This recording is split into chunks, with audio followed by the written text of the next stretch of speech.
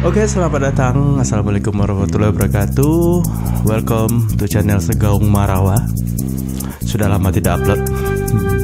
Nah, pada hari ini kita masih di topik yang sama. Kita akan bahas salah satu musik tradisional dari Minangkabau. Apakah itu? Mari cek. Come on.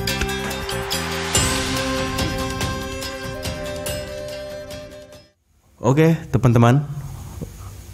Hari ini kita akan bahas salah satu musik perkusi dari Minangkabau, yaitu gandang tambua atau gandang tansa. Ya, sesuai dengan apa yang saya bicarakan tadi, gandang tambua atau gandang tansa itu adalah salah satu musik perkusi terbesar dari produk dari kebudayaannya masyarakat Minangkabau. Nah, jadi kenapa terbesar? Saya bilang karena tidak hanya dari instrumentasinya, tetapi juga memang ensemble perkusi ini memang punya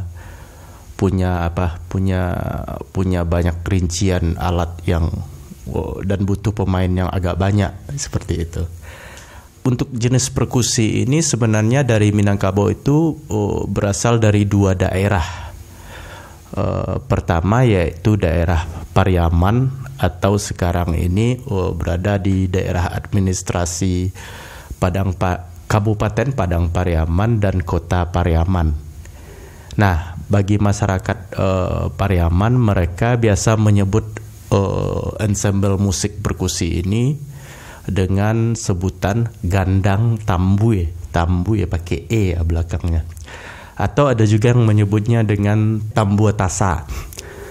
Nah, memang istilah gandang tambua atau tambua tansa ini berasal dari instrumen yang mereka pakai, yaitu ada instrumen gandang atau gendang, tapi di Minang mereka menyebut dengan gandang. Dan gandang tersebut adalah berbentuk instrumen perkusi kulit bermuka dua, kemudian yang dimainkan oleh beberapa orang. Satu gandang dimainkan oleh satu orang, kemudian ditambah dengan satu alat perkusi yang disebut dengan tasa. Nah, tasa tersebut pada hari ini dia salah satu jenis alat musik pukul yang dimainkan oleh satu orang dan permukaannya itu hanya satu. Dan biasanya untuk saat ini sudah memakai membran.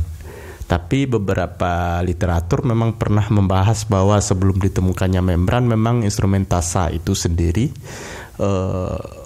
dia juga menggunakan permukaan yang berasal dari kulit, apakah itu kulit kambing, kulit hewan lain dan sebagainya.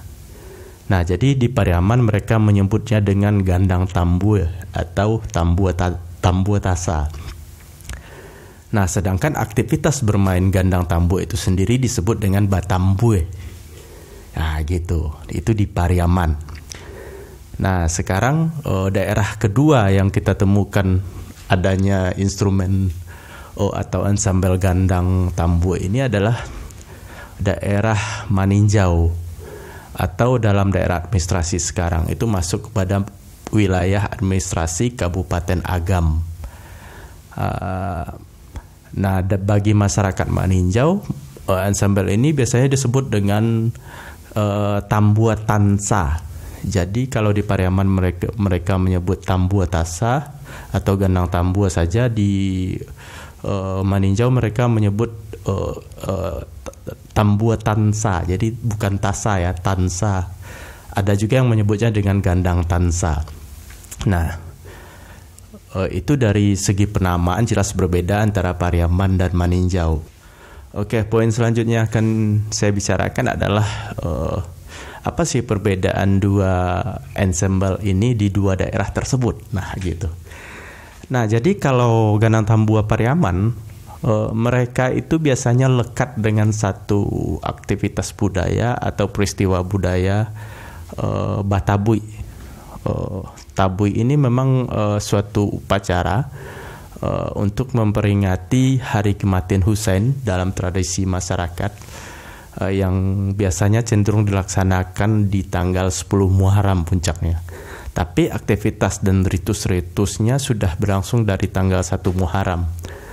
Nah, Ganang Tambua Pariaman memiliki poin penting dalam ritual ini gitu.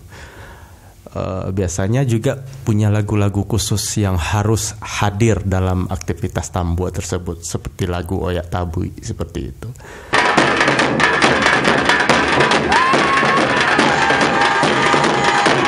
Inilah yang membuat Ganang Tambua Pariaman itu selalu subur ya bagi masyarakatnya.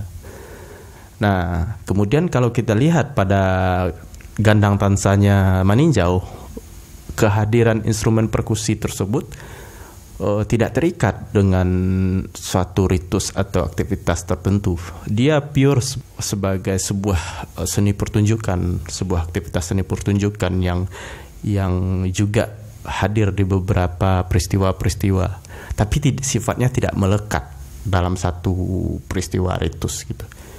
Nah, itu tadi yang membedakan, hal pertama yang membedakannya ya mungkin dari Ganang Tambua Pariaman dengan Ganang Tansa Maninjau.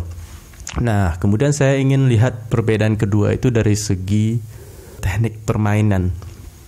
Teknik permainan yang saya maksud itu karakter ya mungkin lebihnya. Ini perhatian saya aja atau amatan saya aja bahwa mungkin karakter Ganang Tambua Pariaman tuh lebih cenderung bermain dengan dinamika yang agak keras, dengan ritme yang lebih variatif.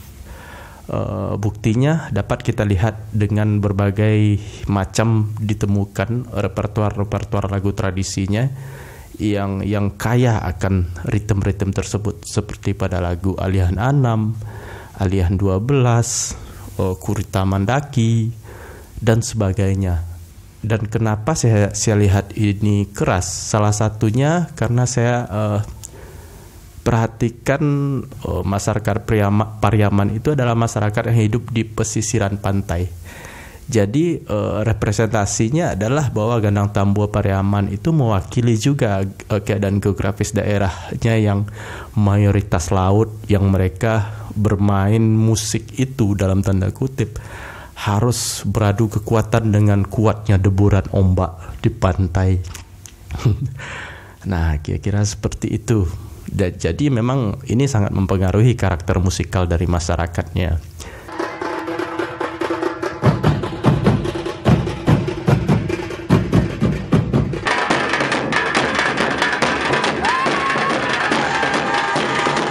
Nah, selanjutnya kita akan beralih ke Gandang Tansa Maninjau.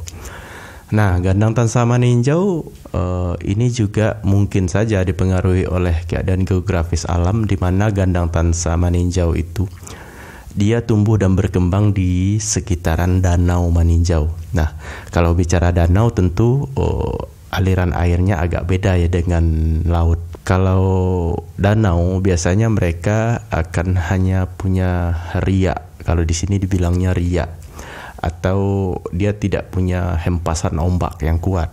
Nah, akhirnya ini berpengaruh kepada teknik gaya permainan Gandang Tansa Maninjau sendiri yang cenderung lebih berayun. Nah, berayun dalam artian mereka tidak terlalu kaya akan pola ritme, tapi mereka mengedepankan kekuatan kepada ayunan, permainan dinamika, dan kerampakan antar pemain itu sendiri.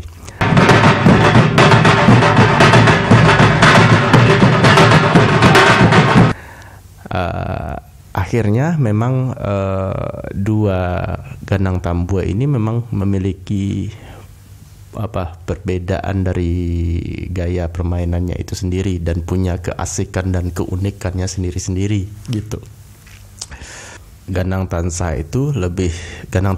Maninjau itu lebih berayun, Gandang tambua Pariaman lebih mengedepankan kepada kekuatan dan ritme yang tegas seperti itu. Oh ya, sekedar tambahan tadi saya lupa menyebutkan di awal bahwa orkestrasi gandang tambua itu biasanya beragam. Beragam dalam artian kuantitas, bukan. Dalam artian kuantitas, artinya jumlah pemain. Nah, instrumen gandang tambua itu biasanya dimainkan oleh minimal 6 orang pemain gandang. Ini minimal ya, 6 orang pemain gandang dan 1 pemain tasa. Begitu juga dengan gandang tansa meninjau juga biasanya seperti itu. 6 pemain tambua dan 1 pemain tansa.